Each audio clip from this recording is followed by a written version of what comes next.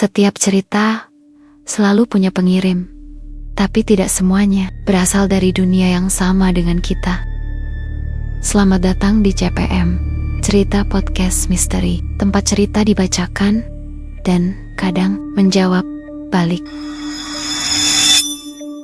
Episode pertama kita dimulai dari sebuah email yang tidak pernah terkirim, bukan dari orang asing, bukan dari teman, bahkan bukan dari seseorang yang masih hidup. Email yang waktu gue buka, subjeknya kosong, pengirimnya kosong, dan waktu gue baca isi di dalamnya, rasanya kayak gue gak seharusnya lihat itu sendirian. Gue terima email itu jam 1:23 dini hari. Biasanya kalau CPM dapat kiriman pengalaman horor, pasti ada identitas pengirim, walau cuma inisial atau nama samaran.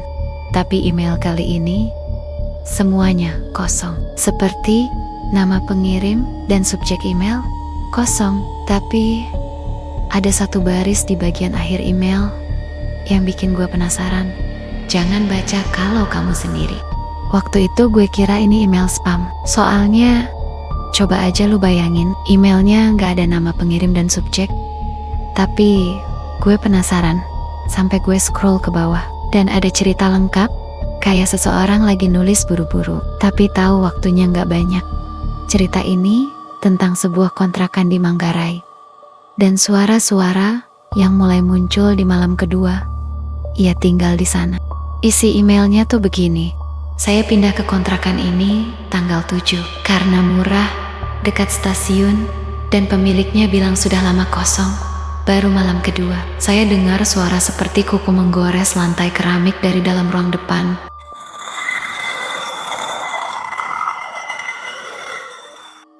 Saya pikir tikus, tapi ketika saya cek nggak ada apa-apa.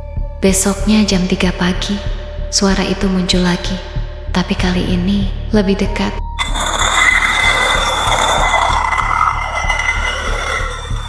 Suara itu berhenti tepat di depan kamar saya. Lantai kontrakan itu bersih, tapi setiap pagi selalu ada garis hitam membentuk lingkaran di dekat pintu depan, kayak bekas arang yang dihapus buru-buru. Saya gak berani sentuh. Lusa malamnya, saya mimpi ada seseorang duduk di ujung kasur. Saya gak bisa lihat wajahnya, tapi kepalanya miring, terlalu miring. Sampai sini, sebenarnya cerita ini masih normal buat standar CPM. Tapi yang bikin gue merinding, di akhir email itu ada satu paragraf tambahan. Bukan tulisan pengirim, bukan lanjutan cerita, melainkan kalimat yang muncul di bawah tanda tangan kosong. Kamu harus berhenti membacakan ini. Dan anehnya, tulisan itu beda dengan tulisan lainnya. Fontnya beda, warnanya beda, nggak sejajar sama paragraf lain. Seolah-olah bukan ditulis dari perangkat yang sama. Waktu gue baca email itu, gue sendirian di studio. Yap, malam itu gue masih di studio. Karena kondisi udah malam banget, gue berniat untuk menginap di studio sambil iseng cek email. Siapa tahu ada kiriman dari pendengar. Sampai akhirnya tertuju pada email kosong ini, gue coba baca ulang kalimat itu. Kamu harus berhenti membacakan ini. Dan tepat saat itu, lampu meja gue berkedip.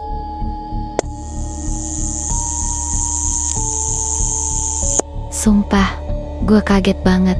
Ya, secara gue lagi sendirian di studio. Lampu meja ini bukan mati, juga bukan rusak, tapi cuma kedip sekali. Kayak ada sesuatu lewat di belakang gue dan nutupin cahaya. Gue kira gue halu. Sampai gue lihat layar monitor, tab email yang tadi gue buka tertutup sendiri. Dan waktu gue buka lagi folder inbox, email itu gak ada. Bukan kehapus, bukan spam. Pokoknya nggak ada dimanapun, sumpah, aneh banget. Gue refresh tabnya berharap ada masalah dengan jaringan internet atau browser gue. Tapi nggak ada, hilang. Kayak, loh mana email yang gue baca tadi ya? Kok sekarang nggak ada? Aneh banget. Kayak email itu cuma mau dibaca sekali oleh gue. Ada satu hal yang harus gue kasih tahu. Waktu gue cek file rekaman sesi malam itu di menit 6, detik 41, ada suara tambahan. Gue gak baca bagian itu, dan gue juga gak ngucapin kalimat itu. Tapi suara ini muncul.